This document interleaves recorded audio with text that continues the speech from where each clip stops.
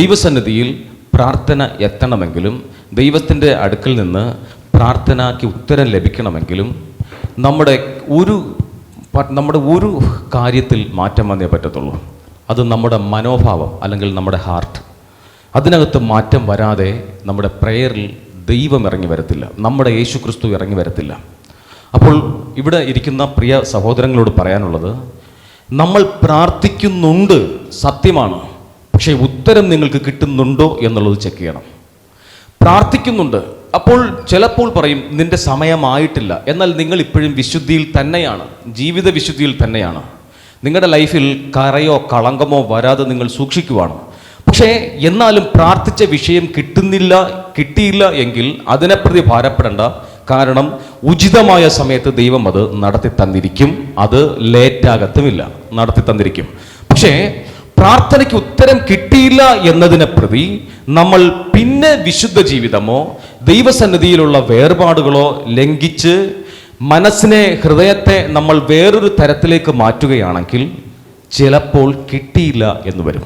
ഒരിക്കൽ പോലും നമുക്ക് പ്രാർത്ഥിക്കാനും തോന്നത്തില്ല. പിന്നെ പ്രാർത്ഥിച്ചാൽ നിനക്ക് നടക്കുമെന്നൊരാൾ പറഞ്ഞാൽ അത് വിശ്വസിക്കത്തുമില്ല. അനുഭവമുള്ള ഒരു വ്യക്തി വന്ന് സാക്ഷ്യം പറഞ്ഞാൽ ഒട്ടും അത് നമ്മുടെ ഉള്ളിലേക്ക് കയറത്തുമില്ല. അപ്പോൾ നമ്മളുടെ ഉള്ളിൽ നമ്മൾ അറിയാതെ മറ്റൊരു പേഴ്സണാലിറ്റി വളരുന്നത് കൊണ്ടാണ് ഇപ്രകാരം സാധിക്കാത്തത്. നമുക്ക് ഒരു നിമിഷം ദൈവത്തെ സ്തുതിക്കാം.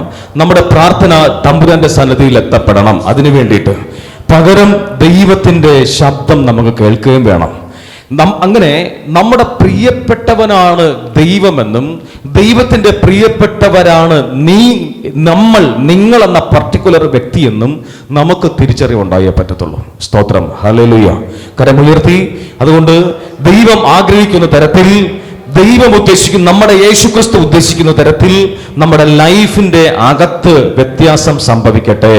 കർത്താവേ, അതിനായി ഞങ്ങളെ ഒരുക്കണമേ, ഹല്ലേലൂയ. നമ്മുടെ കൈവിരൽ 5-നും 5 ദൗത്യമാണ്. അത് നമ്മൾ കേട്ടിട്ടുണ്ട്, പണ്ട് മുതലേ കേട്ടിട്ടുണ്ട്. 5-നും 5 ദൗത്യമായതുപോലെ നിങ്ങളുടെ ഫാമിലിയിൽ 5 സഹോദരങ്ങളുടെ മധ്യത്തിൽ നിന്ന് നിങ്ങൾ ഒരാൾ മാത്രമേ, അതായത് അവരുടെ മുൻപിൽ യോഗ്യതയില്ലാത്ത നിങ്ങൾ ഒരാൾ മാത്രമേ ഇന്ന് ബൈബിളിൻ്റെ പുറകെ പോകുന്നെങ്കിൽ ഏറ്റവും വലിയ യോഗ്യത ദൈവം കാണുന്നത് നിങ്ങളിലാണ്. ഒരിക്കൽ ഈ 5 വിരലിൻ്റെ ദൗത്യം നിങ്ങൾക്കറിയാം. ഈ വിരൽ പറഞ്ഞു ഇതില്ലെങ്കിൽ പറ്റില്ല, അടുത്ത വിരൽ പറഞ്ഞു, അടുത്ത വിരൽ 4 വിരലും കൂടെ 5ാമത്തെ വിരലിനോട് ചോദിച്ചു, നിന്നെക്കൊണ്ട് എന്ത് യോഗ്യതയാണ്? ഓരോരുത്തർക്കും ഓരോ യോഗ്യതയുണ്ട്. 5ാമന് പറയാൻ മാത്രം ഒരു യോഗ്യതയില്ല. അവസാനം 5ാമന് പറഞ്ഞ ഒരു കാര്യമാണ്. ഇത് വേറൊരു സുവിശേഷകൻ പറഞ്ഞത് കേട്ടോ. പറഞ്ഞതാ, ഞാൻ യേശുവിനെ സ്വീകരിക്കാൻ പോകുമ്പോൾ, ശരീരരക്തങ്ങൾ സ്വീകരിക്കാൻ പോകുമ്പോൾ ഞാനാണ് ആദ്യം യേശുവിൻ്റെ ശരീരത്തിൻ്റെ രക്തത്തിൻ്റെ അടുക്കൽ നിൽക്കുന്നവൻ എന്നതുപോലെ ഇതിനകത്തിരിക്കുന്ന ഒട്ടുമിക്കാൽ സഹോദരങ്ങളും ക്രിസ്തുവിൽ നിന്ന് അകലാതെ ഇന്നും നിൽക്കുന്നെങ്കിൽ ബലവാന്മാരായ 4-5 സഹോദരങ്ങൾ അവർ തള്ളിക്കളഞ്ഞതിനെയാണ് ബലമില്ലാത്ത നിങ്ങൾ ഉൾക്കൊണ്ടിട്ടുള്ളത്. പക്ഷേ എന്നിട്ടും നമ്മുടെ അകത്ത് ഉദ്ദേശിച്ച തരത്തിലുള്ളതായ വളർച്ച വന്നില്ലെങ്കിൽ നമ്മളെപ്പോഴും ഈ വിരൽ അടുത്തത് നോക്കും, ഇവൻ തന്നെ എല്ലാവരെയും നോക്കും. ഇവർക്കെല്ലാം ശക്തിയുണ്ട്, എനിക്ക് മാത്രം ഇതല്ലേ? ഇതാണ് സാധാ പ്രാർത്ഥനക്കാരൻ്റെ അവസ്ഥ. ഞാൻ ഇത്രയും പ്രാർത്ഥിച്ചിട്ടും, ഞാൻ ഇത്രയും ശരിയായിട്ടും എന്തുകൊണ്ടാണ് ദൈവമേ ഞാൻ മാത്രം ഇങ്ങനെ തകരുന്നത് എന്നൊരു ചോദ്യം ഇവർക്കുണ്ട്, ഇങ്ങനെയുള്ളവർക്ക് ഉണ്ട്. ആ ചോദ്യം ഒന്ന് മാറിയേ പറ്റത്തുള്ളൂ. നമുക്ക് ദൈവത്തിന് സ്തുതിക്കാം, ശക്തിയോടെ ദൈവത്തിന് സ്തുതിക്കാം. ഹല്ലേലൂയ. സ്തുതിക്കുന്നു യേശുവേ, ആരാധിക്കുന്നു കർത്താവേ, സ്തുതിക്കുന്നു. ഹല്ലേലൂയ. യേശുവേ, ആരാധന കർത്താവേ, സ്തുതിക്കുന്നു. അതുകൊണ്ട് പ്രാർത്ഥിക്കാൻ വേണ്ടി ഒരു സഹോദരനോ സഹോദരിയോ മുട്ടുമടക്കുകയോ അല്ലെങ്കിൽ പ്രാർത്ഥിക്കാൻ വേണ്ടി നിൽക്കുകയോ ചെയ്തു കഴിഞ്ഞാൽ ആദ്യം നിങ്ങൾ മനസ്സിലാക്കേണ്ട, നിങ്ങൾ തിരിച്ചറിയേണ്ട ഒരു കാര്യം, കർത്താവായ ദൈവത്തിൻ്റെ മുഖം കാണാൻ വേണ്ടിയാണ് ഇപ്പോൾ ഞാൻ ഇരിക്കുന്നത്. ഇതാണ് ഫസ്റ്റ് നിങ്ങൾ മനസ്സിലാക്കേണ്ടത്. കർത്താവായ ദൈവത്തിൻ്റെ മുഖം കാണാൻ വേണ്ടി, അതായത് ദൈവത്തെ അനുഭവിക്കുക, അതാണ്. അതിനു വേണ്ടിയായിരിക്കണം ഫസ്റ്റ് നമ്മുടെ ഉള്ള് ഒരുക്കേണ്ടത്.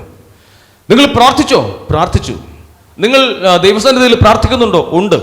ദൈവത്തിൻ്റെ മുഖം കാണാൻ നീ ഇരുന്നിട്ടുണ്ടോ? ഡാവിഞ്ചി വരച്ച മുഖമല്ല കേട്ടോ, അതല്ല ഉദ്ദേശിക്കുന്നത്. ദൈവത്തിന്റെ പ്രസൻസ് നിങ്ങളുടെ അടുക്കൽ വന്നിട്ടുണ്ടോ, അതിനുവേണ്ടി നമ്മൾ ഇരുന്നിട്ടുണ്ടോ, അതാണ് ഫസ്റ്റ് നോക്കേണ്ടത്. 1 മണിക്കൂർ വീട്ടിൽ പ്രാർത്ഥനയുണ്ട്, സന്ധ്യാപ്രാർത്ഥനയുണ്ട്, നമ്മൾ ഇരിക്കുന്നുണ്ട്, അല്ലെങ്കിൽ നമ്മൾ മുട്ടുകുത്തി നിൽക്കുന്നുണ്ട്. ഇപ്പോൾ നോമ്പ് കാലമായതുകൊണ്ട് പല സഭകൾ അവരവരുടേതായ വിശ്വാസങ്ങൾ അനുസരിച്ച് മുട്ടുകുത്തി നിൽക്കുക, കൈ ആചന രൂപത്തിൽ പിടിക്കുക, പലതരത്തിൽ ചെയ്യുന്നുണ്ട്, അല്ലെങ്കിൽ കൊമ്പിട്ട് കിടക്കുക, പലതുണ്ട്. ഇതൊക്കെ നീ ചെയ്യുമ്പോഴും, ശരീരം കൊണ്ട് ഇതൊക്കെ ചെയ്യുമ്പോഴും, നമ്മുടെ ഹൃദയം കൊണ്ട് ദൈവത്തിന്റെ മുഖം കാണാൻ ഒരാഗ്രഹത്തോടു കൂടെയാണോ ഇരിക്കുന്നത് എന്നാണ് ഈ ബലം കുറഞ്ഞ നമ്മൾ നോക്കേണ്ടത്. മനസ്സിലാവുന്നുണ്ടോ? ദൈവത്തിന്റെ മുഖം കാണുക, അല്ലെങ്കിൽ ഈ 10 മിനിറ്റ് എനിക്ക് അവസരമുള്ളൂ, ഈ 10 മിനിറ്റിൽ 1 സെക്കൻഡെങ്കിലും അവിടുത്തെ പ്രസൻസ്, അവിടുത്തെ സാന്നിധ്യം ഒന്ന് അനുഭവിക്കണം എന്ന ഒരു വിശ്വാസത്തോടു കൂടെയാണ് ഒരു ദൈവദാസനോ ദൈവദാസിയോ ഇരിക്കുന്നതെങ്കിൽ ആ വ്യക്തിയെ കാണാൻ കർത്താവായ ദൈവം ഇറങ്ങി വരും. അതുകൊണ്ടാണ് കർത്താവ് ഇങ്ങനെ പറഞ്ഞത്, എന്നെ തേടുന്നവർക്ക് ഇതാ ഞാൻ എന്നവൻ ഉത്തരം നൽകി എന്ന യെശയ്യാ പ്രവാചകന്റെ പുസ്തകത്തിലും ലൂക്കോസിന്റെ സുവിശേഷത്തിൽ ഒരു പ്രവചനത്തെ എടുത്തും കാണിച്ചും എഴുതുന്നുണ്ട്. എന്നെ തേടുന്നവർക്ക് ഇതാ ഞാൻ എന്ന് എന്നെ തന്നെ വെളിപ്പെടുത്തുവാൻ ഇറങ്ങി വരും എന്ന് ദൈവം പറയുന്നുണ്ട്. അപ്പോൾ ഈ തേടുക എന്ന് പറയുന്നത് കൈനീട്ടി പിടിക്കുന്നത് മാത്രമല്ല തേടുന്നത്, അതിൻ്റെ അകത്തുള്ള നമ്മുടെ ഹാർട്ട് അത് തിന്മയിൽ നിന്ന് നന്മയിലേക്ക് വരാൻ ആഗ്രഹിച്ചാൽ പോരാ, അതിലേക്ക് മാറ്റണം, ലൈഫ് മാറ്റണം. ഹലോ, ലൈഫിന്റെ സ്റ്റൈൽ മാറ്റണം. എന്തുവാ? സ്വർഗസ്ഥനായ പിതാവേ നിന്റെ തിരുനാമം പരിശുദ്ധമാക്കപ്പെടണമേ എന്ന് ചൊല്ലുമ്പോൾ സ്വർഗസ്ഥനായ പിതാവിന്റെ തിരുനാമം പൂജിതമാകാൻ എന്താണ് നീ ചെയ്തത്? ആ ചെയ്യുന്നതിലാണ് ആ പ്രാർത്ഥനയുടെ ജീവൻ ഇരിക്കുന്നത്. Praise the Lord, hallelujah. സ്വർഗസ്ഥനായ ഞങ്ങളുടെ പിതാവേ എന്ന് വിളിക്കുമ്പോൾ, ഈ അപ്പമാര് മരിച്ചു പോയിട്ടുള്ളവർ എത്ര പേരുണ്ട്? അപ്പമാർ മരണപ്പെട്ടു പോയ സഹോദരങ്ങളൊന്ന് കൈയൂർതാമോ? ശരി. എൻ്റെ അപ്പ ജീവനോടെ ഉണ്ടായിരുന്നപ്പോൾ എന്ന് നമ്മൾ പറയാറുണ്ട്. അപ്പോൾ നമ്മുടെ അപ്പൻ്റെ രൂപം നമ്മുടെ അകത്ത് വരും. അപ്പൻ അന്ന് ചെയ്ത സംഭവങ്ങൾ നമ്മുടെ ഫ്രണ്ടിൽ ഇങ്ങനെ ലൈവായിട്ട് വരും. നമ്മുടെ അകക്കണ്ണുകൊണ്ടത് കാണും. ചിലപ്പോൾ നമ്മുടെ തൊണ്ട ഇടറും, ചിലപ്പോൾ നമ്മൾ കരഞ്ഞുനിരിക്കും. ചിലപ്പോൾ അപ്പയെ തല്ലിയത് ഓർമ്മ വരും, അപ്പയെ വഴക്കുകൂടിയത് ഓർമ്മ വരും.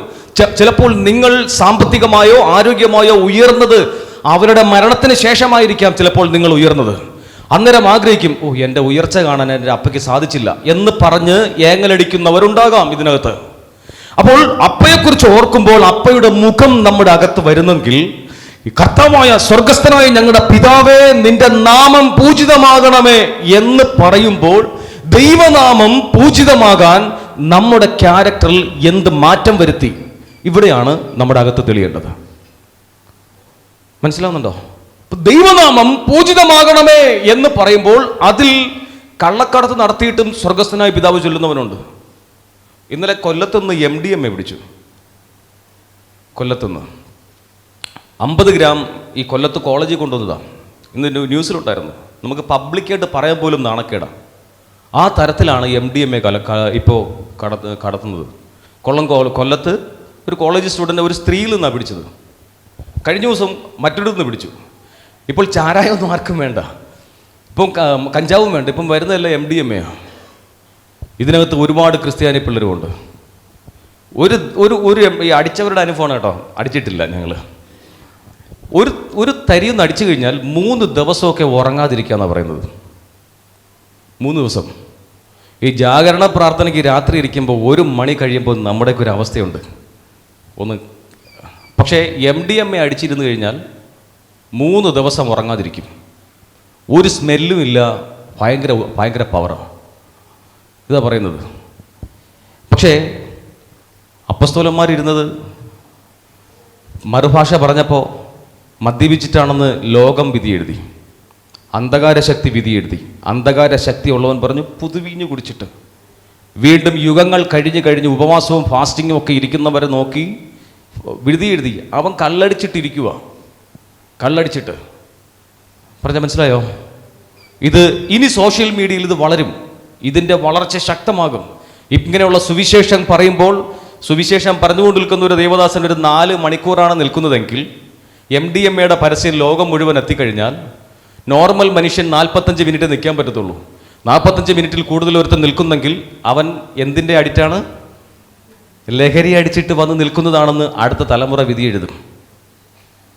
അല്ലേ? ഒരു 4 മണിക്കൂർ ഒരു സുവിശേഷകൻ നിന്ന് ആ അദ്ദേഹത്തിൻ്റെ ആരോഗ്യമെല്ലാം കൃപയിൽ നിന്ന് ചെയ്തു കഴിഞ്ഞാൽ എന്ത് പറയും? ആ കക്ഷി അടിച്ചിട്ടാണ് നിൽക്കുന്നത്, എന്നിട്ട് ആ കക്ഷി ഞങ്ങൾക്ക് വേദം ഓതുന്നു എന്ന് പറയും.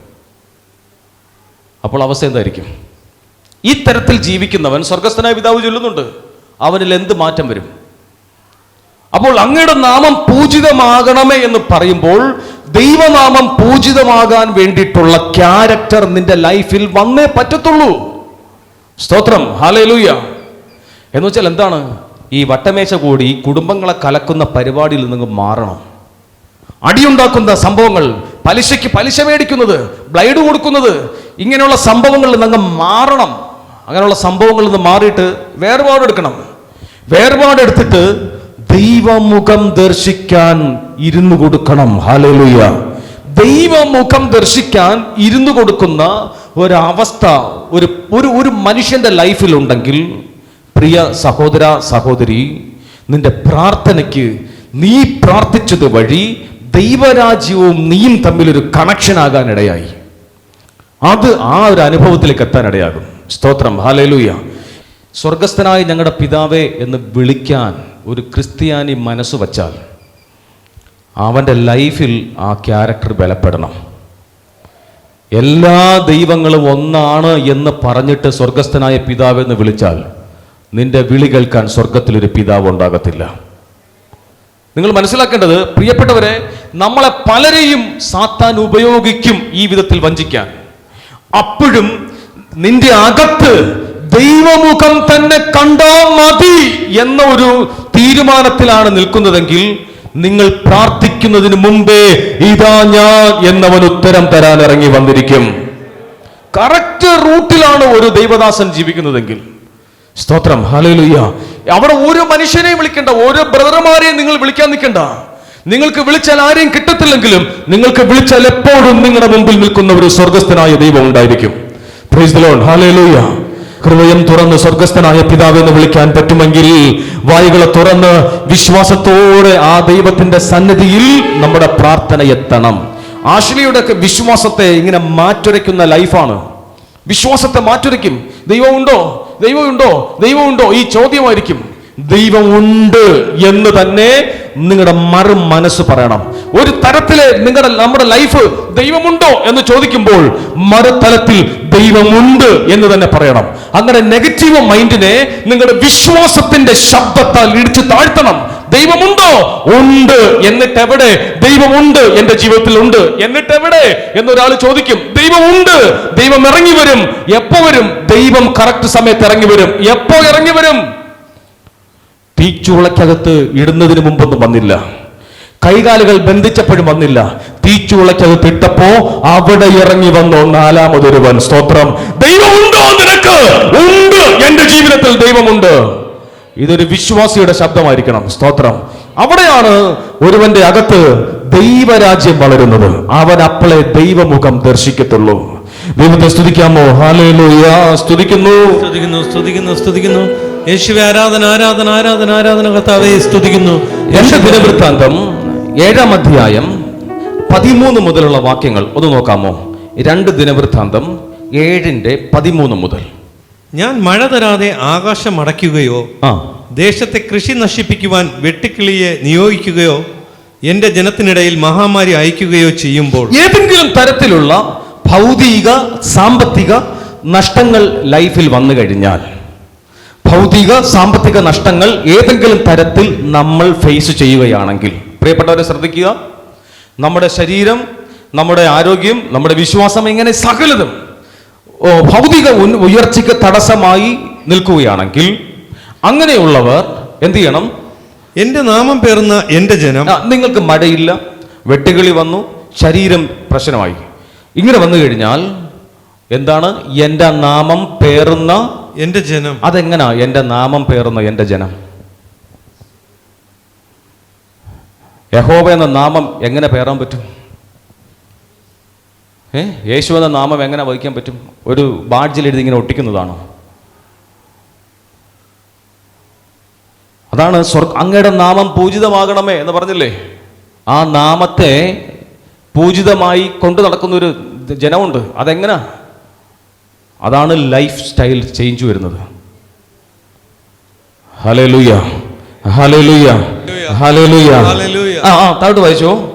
എന്റെ നാമം പേറുന്ന എന്റെ ജനം എന്നെ അന്വേഷിക്കുകയും. ഫസ്റ്റ് നാമം പേറുന്ന ജനം, അത് ഞങ്ങൾ ക്രിസ്ത്യാനികളാണ്, അല്ലെങ്കിൽ യഹോവയുടെ ദാസന്മാരാണ്, യേശുവിന്റെ ശിഷ്യരാണ് എന്ന ലേബൽ മാത്രം പോരാ.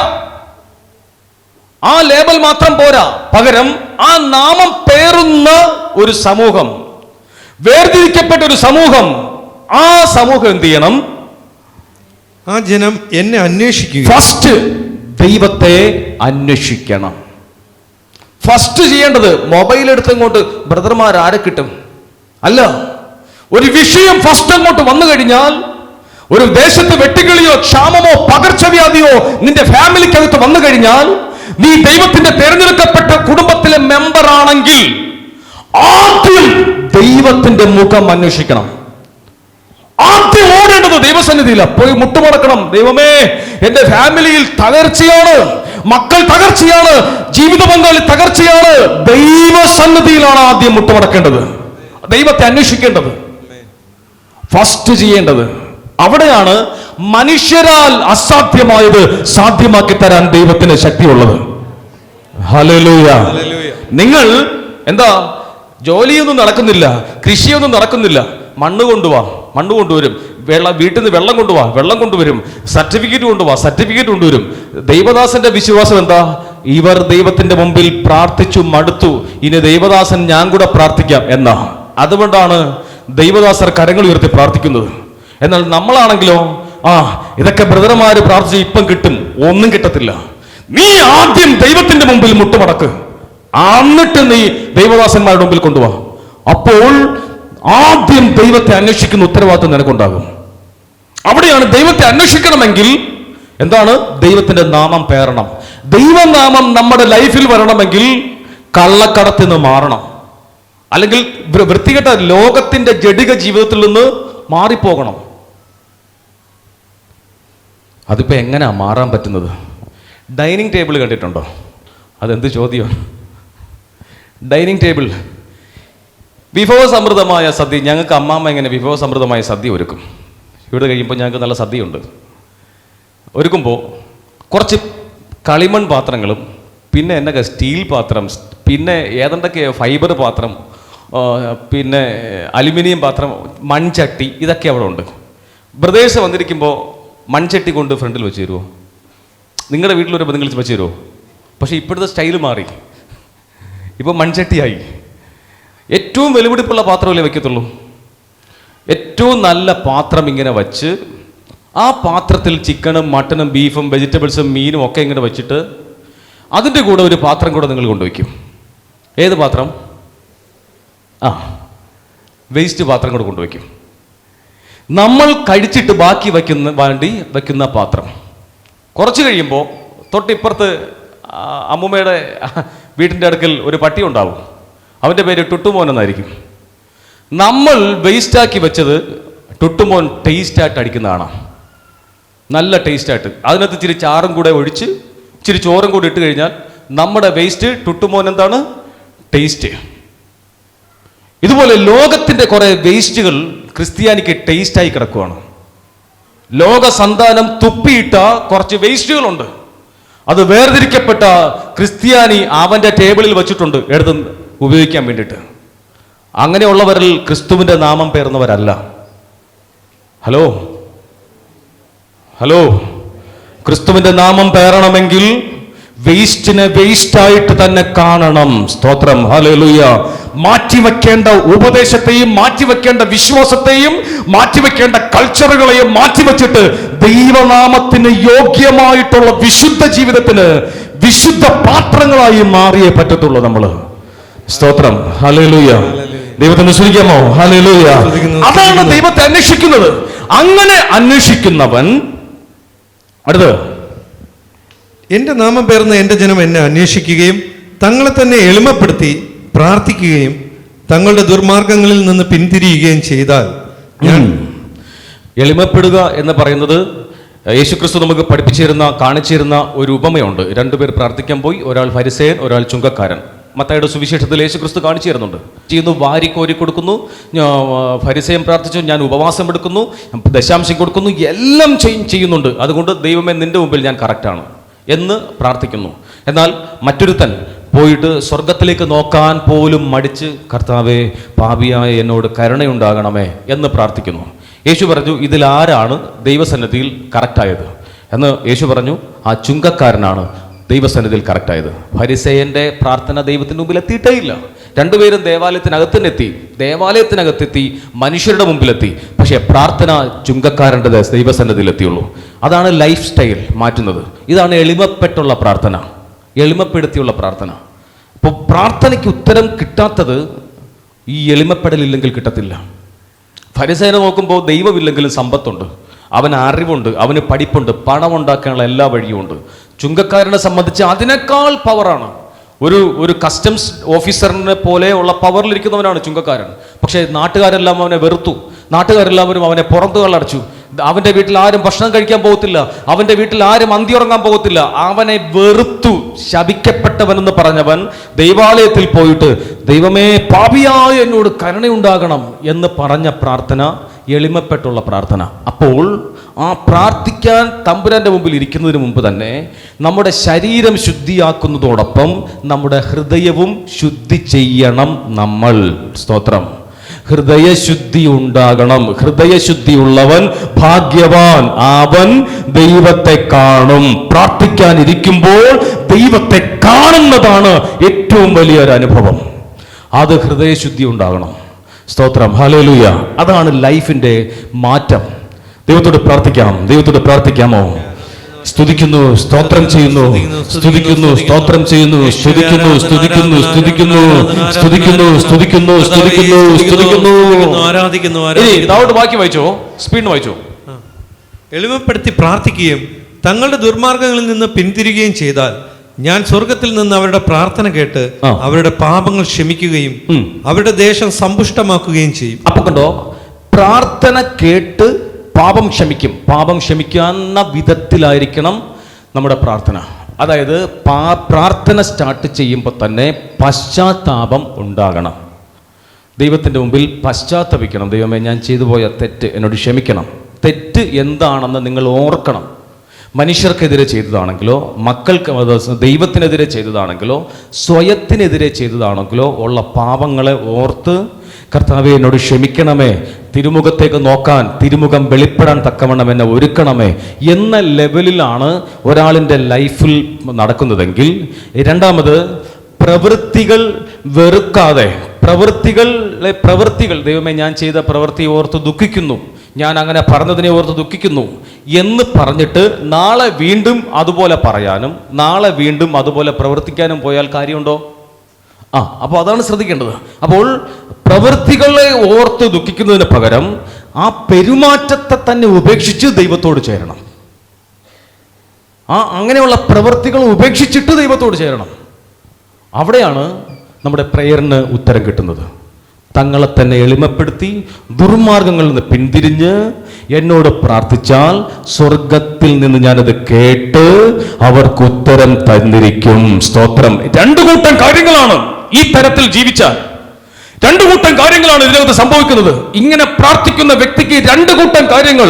ഒന്ന്, അവന്റെ മേലുള്ള പാപക്ഷമ സംഭവിക്കും. രണ്ട്, അവന്റെ വസ്തുവകകൾ അനുഗ്രഹിക്കപ്പെടും. പാപക്ഷമ ലഭിച്ചാൽ മാത്രമേ അവന്റെ മേൽ വസ്തുവകകൾ അനുഗ്രഹം ഉണ്ടാകത്തുള്ളൂ. അവന് അനുഗ്രഹം ഉണ്ടാകത്തുള്ളൂ. പാപക്ഷമ ലഭിച്ചവനാണ് ഏറ്റവും വലിയ ഭാഗ്യം. ബാക്കി അവന്റെ മേൽ വ്യാപരിക്കും. സ്തോത്രം. ആ വചനം ഒന്ന് നോക്കിയേ. സ്വർഗത്തിൽ നിന്ന് പ്രാർത്ഥന കേട്ട്, അവരുടെ പ്രാർത്ഥന കേട്ട് അവരുടെ പാപങ്ങൾ ക്ഷമിക്കുകയും അവരുടെ ദേശം സമ്പുഷ്ടമാക്കുകയും. സ്തോത്രം. തലമുറകൾ, കുടുംബങ്ങൾ സമ്പുഷ്ടമാകും. അപ്പോൾ പാപം വന്ന് ക്ഷമിക്കാത്ത അവസ്ഥയിലാണ് ഒരുവൻ പ്രാർത്ഥിച്ചാൽ ഉത്തരമില്ല. ആയതുകൊണ്ട് ഇന്ന് മുതൽ പ്രിയപ്പെട്ടവർ പ്രാർത്ഥിക്കാൻ 1 മണിക്കൂറേ ഉള്ളുവെങ്കിലും അല്ലെങ്കിൽ 10 മിനിറ്റേ ഉള്ളുവെങ്കിലും ആദ്യം നമ്മുടെ പാപങ്ങളെ കഴുകി മാറ്റി നാളെ വീണ്ടും അതിൽ വീണു പോകാതെ വീണ്ടും ലൈഫ് സ്റ്റൈൽ മാറ്റി ക്രിസ്തുവിൽ നിന്നിട്ട് ദൈവമേ എന്നോട് ക്ഷമിക്കണമെന്ന് പറഞ്ഞാൽ നാളെ മുതൽ നിന്റെ പ്രാർത്ഥനയ്ക്ക് ഉത്തരമുണ്ടാകുമെന്ന് വിശ്വസിച്ചേ മതിയാകത്തുള്ളൂ. അത് സംഭവിച്ചിരിക്കും. ഹല്ലേലൂയ. ഇത് വിശ്വസിക്കാമെങ്കിൽ ദൈവത്തെ സ്തുതിക്കാമോ? ഇത് വിശ്വസിക്കാമെങ്കിൽ ദൈവത്തിന് വർഷിപ്പിക്കാമോ? സ്തുതിക്കുന്നു യേശുവേ, ആരാധിക്കുന്നു കർത്താവേ, സ്തുതിക്കുന്നു. ഒരു നിമിഷം കണ്ണുകളെ അടച്ച്